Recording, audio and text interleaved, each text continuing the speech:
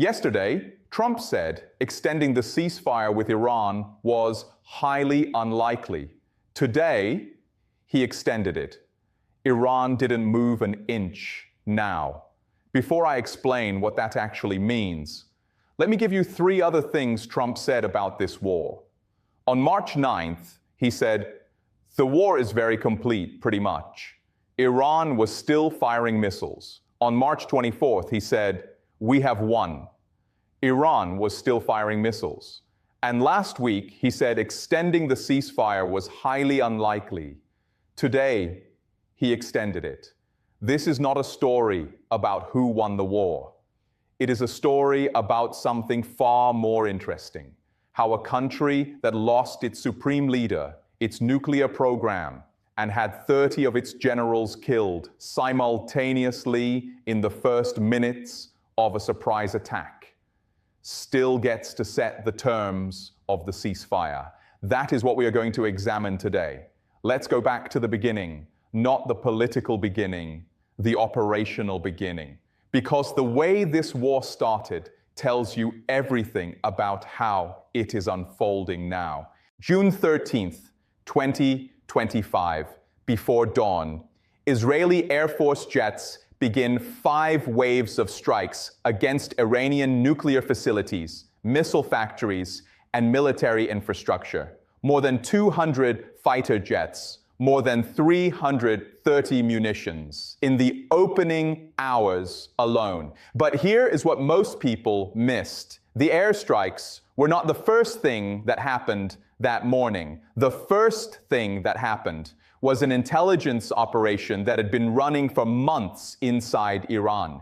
Mossad had smuggled precision weapons into Iran, established a covert drone base near Tehran, the Iranian capital, and used it to disable Iran's air defense systems from the inside before a single Israeli jet crossed the border. And then came what Israeli officials called Operation Red Wedding. The name was inspired by Game of Thrones. In the show, a trusted ally invites guests to a wedding and kills them all at once without warning. That is exactly what happened to Iran's military leadership on the morning of June 13th. 30 Iranian generals were killed simultaneously in minutes. 9 nuclear scientists eliminated in the same operation. The chief of staff, the commander of the Revolutionary Guard, the head of the emergency command. Some of them were killed in their beds. By the time Iran understood what was happening, its entire military command structure had been decapitated, and yet Iran did not collapse. Within hours, Iran launched retaliatory strikes, not just against Israel, against every single Gulf Cooperation Council state simultaneously. The first time in history Iran had done this. Bahrain, Kuwait, Oman, Qatar, Saudi Arabia, the UAE, all targeted at the same time.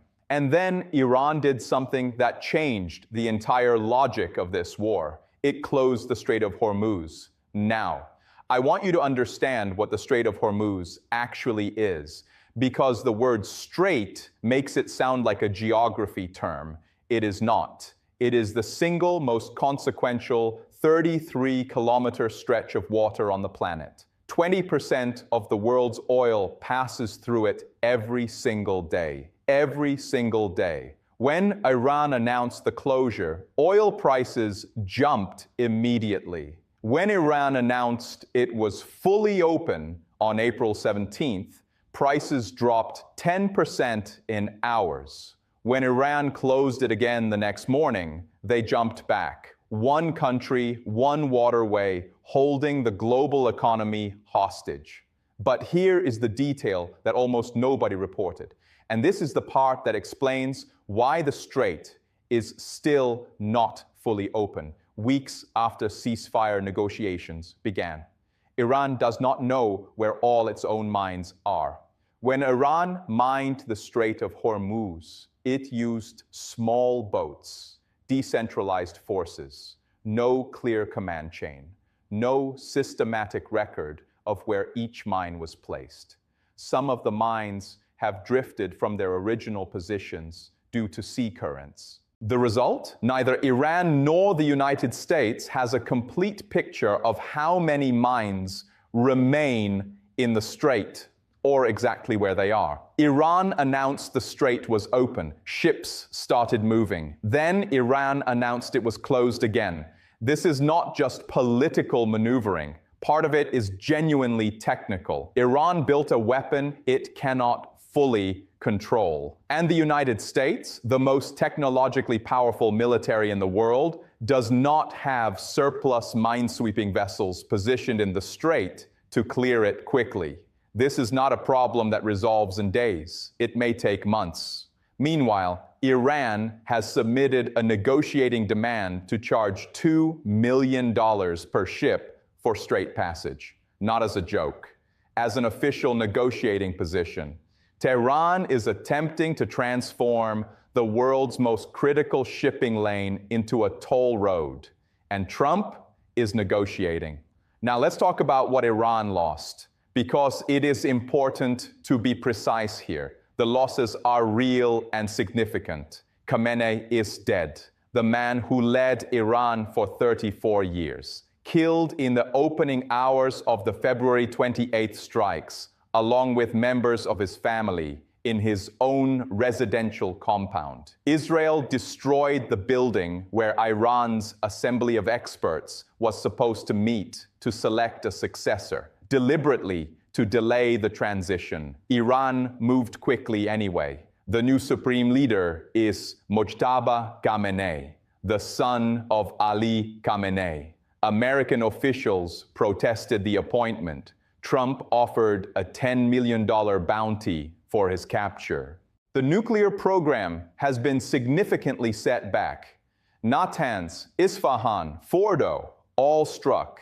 The IAEA reported Iran had enough enriched uranium for 9 nuclear warheads before the war. That stockpile is now partially destroyed, partially inaccessible, buried under rubble from B-2 bomber strikes. Trump called it nuclear dust. Iran's missile arsenal has been degraded, air defenses largely destroyed, 19 naval vessels sunk. One of them, the Iris Dina, was sunk by a U.S. submarine off the coast of Sri Lanka. The war reached the Indian Ocean. 87 Iranian sailors killed, thousands of miles from Tehran. That detail did not make many front pages. And during all of this, Iran's president narrowly escaped assassination. Pezeshkian was attending a meeting of the Supreme National Security Council in Tehran when Israeli strikes hit the building. He sustained a light injury to his leg and escaped through a pre-designated emergency hatch built into the structure. Iran had planned for this. They had rehearsed it. The regime was not caught unprepared. That is the paradox at the center of this war. Iran anticipated catastrophic losses. It planned around them. And then, from within that devastation, it found one thing that the United States and its allies could not simply bomb away: a narrow stretch of water.